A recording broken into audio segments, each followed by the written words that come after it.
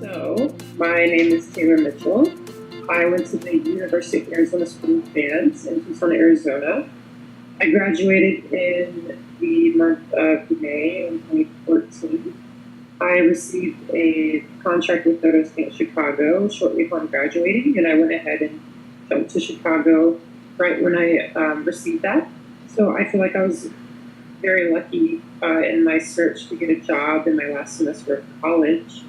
Um, so yeah, within that jump, it was kind of an awkward transition. I always say for a dancer or a human in life in general, but particularly being a dancer, the two most awkward phases. One being the awkward gap between high school and college. You kind of figure out where's your place in the world, and you have all the enthusiasm. And then the gap between graduating and starting a life. I feel like those are like major pivotal points for an artist. So yeah, to kind of give you an idea of, I moved to Chicago, I was 22. I got the job with Photo, so I started a contract with a sprained ankle, which was pretty rough. But yeah, also that sprained ankle, I will say, it kind of taught me all about how temporary an opportunity can be. I mean, you really have to cater to your body and stay healthy and stay strong, because you never know. Like that one sprained ankle almost took me out of my first contract, which is why I moved to Chicago. So yeah, I started dancing with them, and I'll say one window of opportunity that opened up right upon moving to Chicago and dancing on a contract is I balanced being a dance artist, so I perform, and then choreographing, and then do dance. So yeah, me being interested as a choreographer as much as a dancer, I entered into it was a program through Dance for Chicago run by Julie Nakagawa. So I got you submitted a proposal. You were allotted about 20 minutes, not 20 hours to create a new work on the company as an emerging choreographer. So within my first month of moving to Chicago, I received that. So looking back, I mean, this is a clear, example of why to take on and sign up, apply, audition for as much as possible, because you never know what opportunity could arise. You never know what could come from an opportunity. So I took I was accepted, and I was excited. I was nervous and terrified because I realized I had to completely learn how to have an actual professional process as a choreographer. And did you have to? I was balancing. Did you have to submit a reel or a DVD or something? How did they select you and know that you were the one? So that process. I mean, I was just out of college. I had just video compilations. I didn't have a reel yet. But what I did, it just said, most choreography proposals, they say that I've been, signed up for, have asked for like at least 1 to 2 samples of your work. Okay. So with that one, I looked out and it said, just show us a link of work and, show us 1 to 2 links. Within one of them, I compiled a few, like a quick little scrapbook reel. So yeah, I just sent in one piece from college and then a little reel of a few. And then I just, there's always usually a written component of the biography, just to kind of prove your credibility, and then an application in the process of like, a letter of intent. So so I sent that in. I had no expectations whatsoever, and it just bounced back at me. And I remember being completely surprised, because honestly, that was my first professional application as a choreographer that I had submitted and applied to. So yeah, looking back at that opportunity, that was a pivotal opportunity. I kind of went into it thinking, okay, I'm just here to make a dance. But little did I know that the opportunity spiraled into, a network with that company, with artistic director Julie Nakagawa. So, I actually was able to, gain a mentor of a professional company, and she taught me so much about, running a dance organization. She ended up taking the piece into her repertoire. So I really loved out. Not only did I get to create the work in progress, but she, after liked the result, and said, "Hey, we would like to take it in the rep." So with that process, it went from this, um, creating a dance to like having my first professional work performed at the Harris Theater in Chicago, which is one of it's a main stage theater in downtown Chicago, and that piece also traveled Europe with their European tour. That's So amazing. yeah, like I really look back at that opportunity because I'm humbled by it because it took my choreography and put me on the market, and then yeah, I just I think looking at any opportunity openly, I think I was on a contract, so I was stressed out as, a first year dancer out of school. And then I was balancing that and then running to create a work in progress. So I remember being really jumbled between those two worlds and really stressed out. I remember coming into the room and having this energy and anxiety because those were two opposite extremes. Like I was, here I was my first few months on a contract to do well as a dancer and then having to run, catch the train to make it right on time to, look at 6 professional dancers that could do anything I wanted. So yeah, that completely molded and crafted and shaped what I could do. And, looking back, yeah, like that process taught me how to actually have a professional process.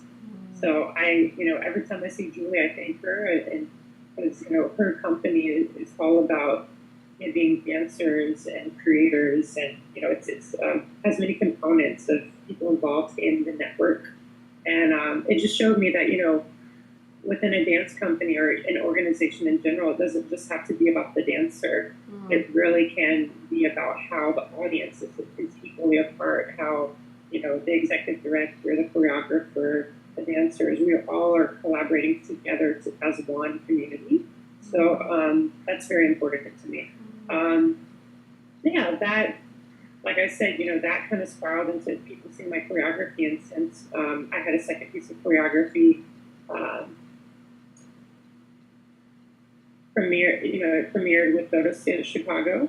So yeah, my second piece of choreography happened within 6 months after that. So yeah, within less than a year of living there, I had 2 professional works on 2 different professional companies in the city.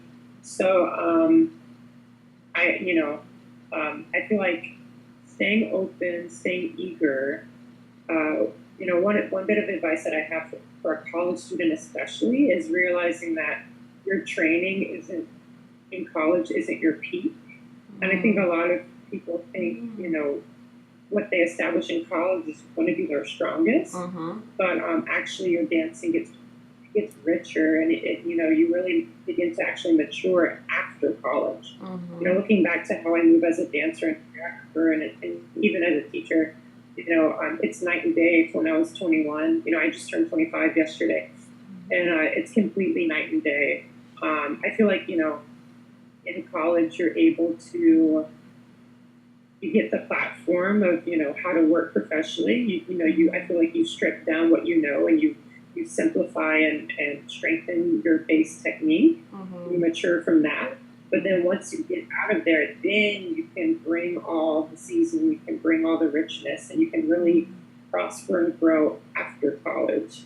So yeah, if I could tell myself back in school, I would say, stay open to that because there's just so much more that's going to happen after.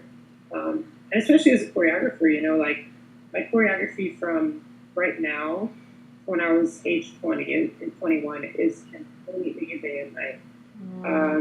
So I think that journey, having respect and admiration, appreciation for that journey. Like I look back and of course as a choreographer I laugh like, oh my God, I can't believe those were my choices. But realizing those choices accumulate to who I am now. So yeah, I think, so I know I'm blabbing a lot. So since then, I worked with Dodos in Chicago for a year. I've been dancing with a project dance company called Coco Beko Dance Project in Evanston. And I've been doing a lot of project work. I've been doing a lot of freelance choreography gigs. Since, I've also, choreographed on Level Dance Chicago this summer. I'm about to start a process with Dance in the Parks, which is a nonprofit here in Chicago that takes Chicago choreographers and brings them together, and the dancers perform within every park in Chicago throughout the summer. It's very unique in particular. So yeah, I feel like, that's been my thing, is just staying open, um, also realizing networking. One thing that I've realized is like, your dancing and your abilities can only get you so far. And your ability to just be seen and show your face. How do you do I've that? had moments where I've been in negative. I'm sorry, what? How do you do that? What do you need to do? Like when you say have your face seen, just going to events, or is it more than that? Yeah, it's more than that. But you know what? It's funny that you say events, because that's very important. I mean, like I said, I moved to Chicago to dance with a company, so automatically I was connected to a dance community that I didn't even realize. Like, even having friends in other companies, and then even, going out to a bar, taking the train, like, and running into dancers from other companies, like, that itself is natural networking. That yeah, realizing, you like, I will say, like, positivity is a very important, being aware of how you handle yourself within your connections. I think that's very important, because I think the energy, if you give off that energy in a dance process, or your reputation is so fragile as an artist, and the more positivity and the more people want to be around you, I feel like the more opportunities arise. So, how do you ask, how do you show your face?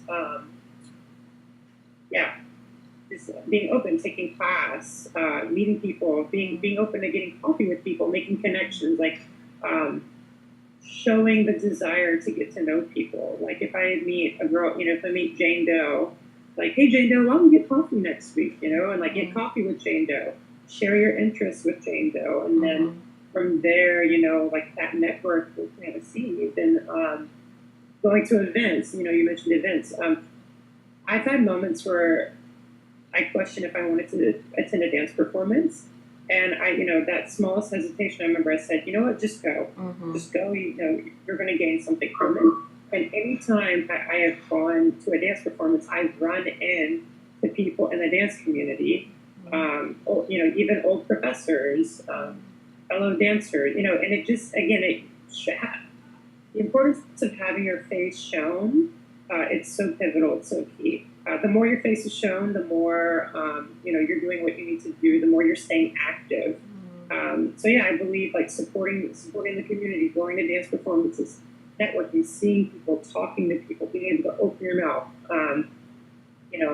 Facebook, email, texting. At this point, day and age with technology, you have to always make sure that you are staying on top of it. If someone even, I'll have someone call me or text me and say, hey, can you sub next week? And then it's like, hey, okay. And then I take that opportunity, and then that's an extra, $200 a month of subbing. So, like, these small opportunities kind of open and evolve into, more. So one thing that I told a class, I was teaching a workshop last week, and I told them, I said, you know what? I can really recall at this point in my life about one opportunity I've taken has been from an audition professionally, and I'd say 95% of my opportunities have been through my reputation and networking and knowing people and being referred to by other people. So yeah, I really firmly believe in the ability to, like, stay connected and have a good reputation and networking, because at this day and age, that's really how you get most opportunities, especially a dancer, as a choreographer and a teacher, but also as a dancer too. For instance, I was just offered a position, in another project dance company, and I was just referred to by one of my artistic directors of another project dance company and their friends. Perfect. So having artistic director say, hey, my friend that works with you says he likes you and I trust him. Would you like to work with us? He hasn't even seen me dance, So again, like the element of trust, and just word of mouth is very important. Mm-hmm. And what's your training schedule like when you're on a project-based scenario and working contract to contract? Do you take a morning class or do you go to parties? I will say, in this life as a concert dancer, one hard thing is you really have to make your own schedule if you're working for yourself, mm-hmm. and that's something that I've really learned. I don't, in college they always say, you either go to class or you don't. I've luckily been in a position where I've been working, but also the opportunity to take class can be sparse. Mm-hmm. So I will openly say that this last year I was on a contract, so I got class Monday through Friday. Mm-hmm. So my dancing, I felt like whether I liked it or not, I was in it. I had no choice. This past year I've been doing project work, and I will say I've been at my best as a dancer, I feel, than I was last year. The sad truth about being a project dancer is I've had to work harder to make sure in other areas that I was balancing my finances. Mm-hmm. So, the finding the time in your schedule to take class is more difficult when you're working for yourself. And it just depends on, how you're making money and, what your time permits, So this past year, I did a project company. We had 2 shows, one in the fall and then one in the spring. This year of my life, I balanced those rehearsals 3 days a week, and then I taught 2 days a week, and then I worked at a gym about 5 days a week, and the schedule changed every day. So some people that have a set schedule, my schedule is day to day. I have to literally open my book and say, okay, so this is what I'm doing tomorrow, because it's completely different. And, me being on a contract last year and having a set schedule was easy. I'd be like, oh, it's Thursday, it was muscle memory. But now, this year being a freelance project dancer, freelance choreographer, teacher, it's really taught me the power of mastering your own schedule. So I will say, this past year of my life, with having to balance, staying financially stable, it's been a task being able to take class. I have not been able to take class as much as I want. So it's in those rehearsals, there'd be time to warm up.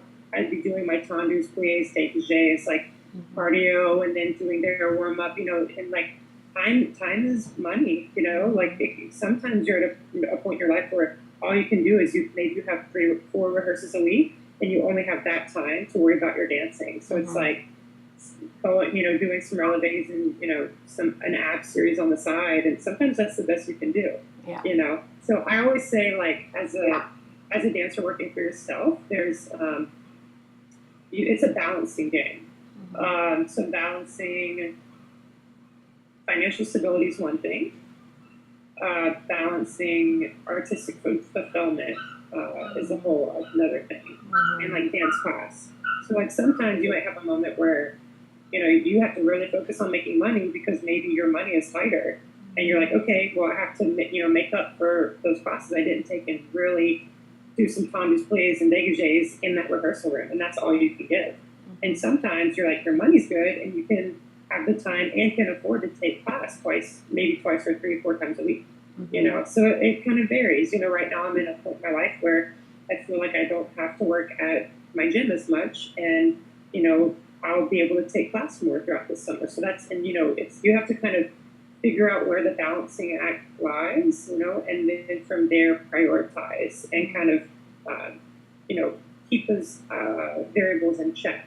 Yeah. So for me right now, finding stability in my rhythm and my schedule, one of my priorities is okay, now I need to make sure I'm taking class at least 3 times a week, And what is the thing that drives you? What is the thing that drives you? Because I think a non-dancer would hear you talking and just think that is insane what you're doing, to have 3 different jobs and balancing and hoping that you can pay the rent. And all of us dancers have experienced that at some time. And so, what can you pinpoint what the drive is, what the quality of that is, or what excites you most about what you're doing? This is a beautiful question, actually. Um, I think clearly, yeah, like the journey of being a dancer in the arts, especially, it is rough.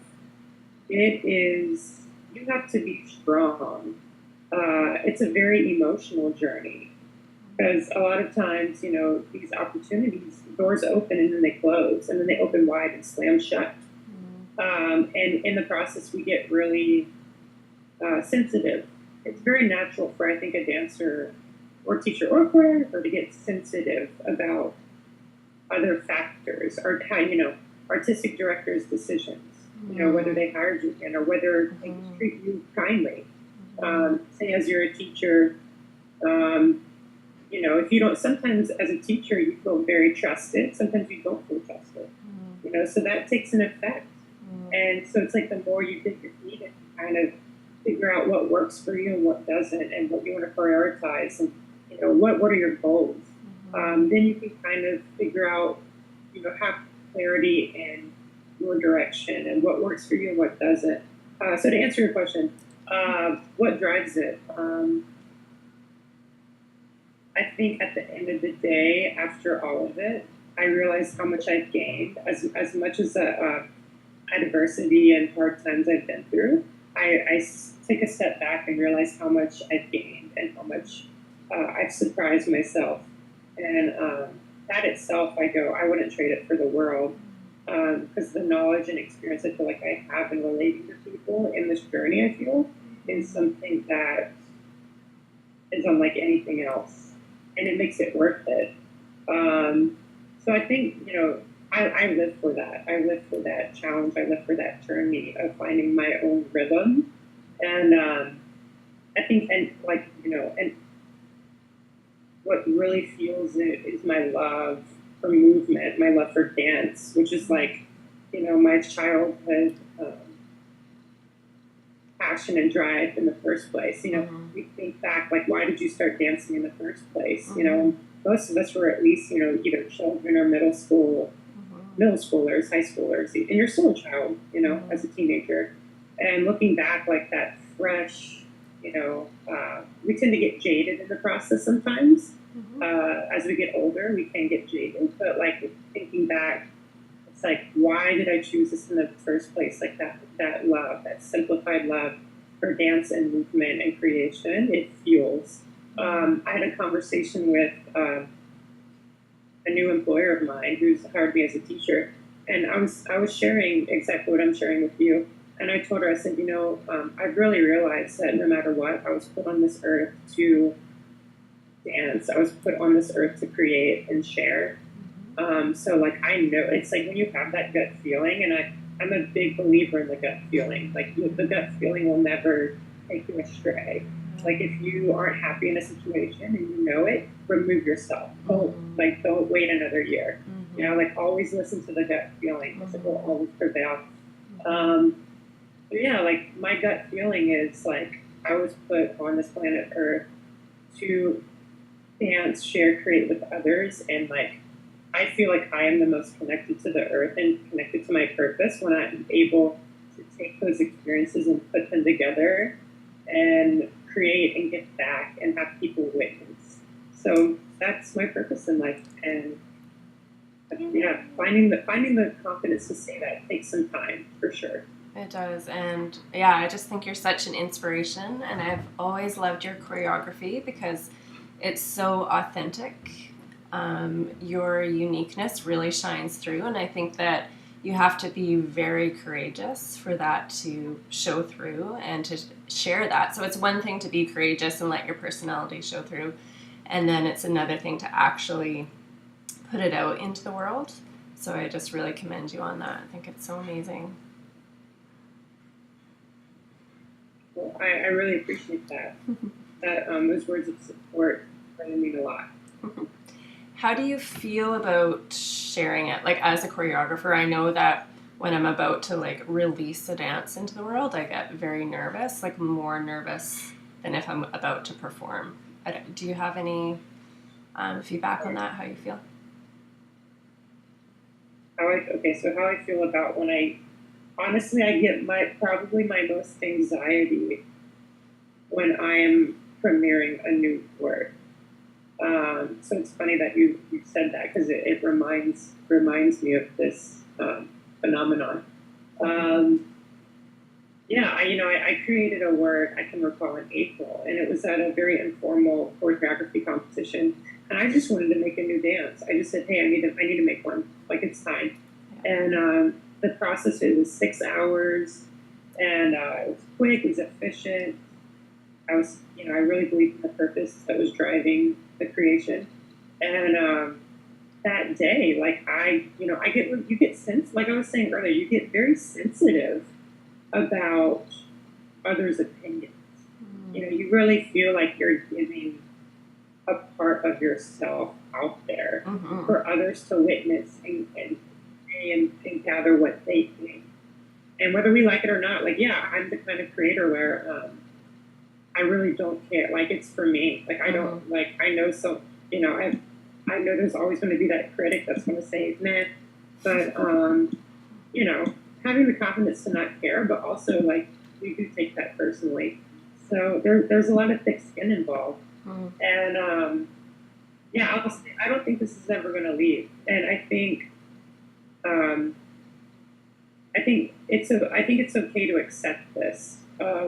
It's taken me time to accept it. I remember in college, I would just freak out and lock up, and for submitting a piece, and just like I feel like I would create for the people watching, you know. And I feel like once I matured past that and realized, okay, like I can really take my own risk and create what I want, Mm-hmm. and like kind of, and you need to know your venue, and know your venue, know who you're creating something for, but also be willing to take a risk. And I laugh because every piece I make, I feel like it's just my personality. I will always push the envelope, like not too much, but I'll always push it a little further than most would. And I feel like I always have that fear like, oh damn it, Taylor Mitchell, like you done did it. Like it's like I've already put my foot in the water and there's no turning back. It's like one piece I made. There was confetti hearts involved, and the phenomenon of love was really prevalent in my life, of just like connecting with others and like how relationships dwell. And um, so yeah, I took a risk of like in a process showing of like a panel of 4 people. I was like, we're just going to have thousands of confetti hearts and throw them choreographically over the room like it was a circus, because like that's what I was in, a very sarcastic mood in my life. I was in a very kind of like, yeah, shaken up kind of mood. And I remember right before I had this fear and anxiety of like, oh my God, some of these people could literally get so offended. Like I'm a circus. But it ended up being so well received. Another example, a piece I choreographed this spring, we ended up taking off our pants. And it was all about, it was a little risque. But it was all about, the first interaction of how you feel when you kind of like want someone, how you lust for people. So we ended up comically taking off our pants. And I remember like, and then we danced the second section, like in our underwear. And I remember like loving it, and just right before having the fear of like, I believe in this. I think this is a great choice, but like, what if the person in charge is offended by this? Or what if I'm pushing the envelope too far? And again, like people loved it. So like I said, the gut feeling, like I always trust my gut feeling, even though I'll get that fear and that hesitation. If I link back to when I say, okay, like the gut feeling told you to do it, and I just do it, and I close, take deep breaths, and then trust it, and it is what it is. So yeah, so like I said, I think finding the calm, finding finding your technique, what works for you. You know, if your technique is the day of your premiere of a piece of choreography to like not talk to anyone, like if you get then don't then separate yourself, don't talk to anyone, be calm, get in the space. You know, if you need a lot of people and you need a lot of then do that. Everyone has their own thing. I remember like before premiering the work with the underwear, I got really nervous and anxious, and I looked at my two friends that were in it and I said, I love you guys, but I'm about to just run home, take a walk, and I'll be back. And like I had this fear and I just needed to just step outside of it, refresh my thought, and then I came back and I was cool, calm, and collected. So yeah, I think like racing for that idea and just like living for the fear, because like we can let fear take over, and like us, but like using fear, using intimidation. I've always said, being intimidated by dancers, as a dancer, like take class with the dancers that intimidate you, because intimidation, I think, puts you in a very vulnerable place to grow. As a choreographer, intimidation and fear, like, yes, those can be taken as negative things, but use intimidation as fear to like find your calm and your courage and your confidence. And then, it's like you don't want to be setting choreography, on like you want to set if you were setting choreography, like shoot for the top, like promote yourself to like really strong companies and opportunities. Don't settle for like, just choreographing for, like always try to like raise the bar for yourself, if that's clear. Yeah, that's great advice. I love that. Beautiful. Yeah, I think as artists, the greater the risk, the greater the reward. And the more we shrink away from challenging situations, the smaller we make our world. So I think the challenge is to keep stepping forward, even though we feel the fear, feel it and do it anyway. Give yourself that little push and keep finding that motivation and drive within us. And I don't think that ever goes away. In my case, I'm a lot older than you, and I still have those feelings myself every time I make a new piece or push myself as an artist. So yeah, it's working with the fear. It's not that we're ever going to completely diminish it. Well, it's been great chatting with you. Thank you so much for taking the time out of your day to talk with us today. I think young dancers will be really inspired just to hear a bit of your journey, and we're super excited to follow you. Do you have a website? Maybe I can include the link in our video. I'm in the process of working on a website, but I have a, Thank you. Thank you so much. Yeah, you're welcome. Okay, see you Bye, soon. have a good one. Okay, bye.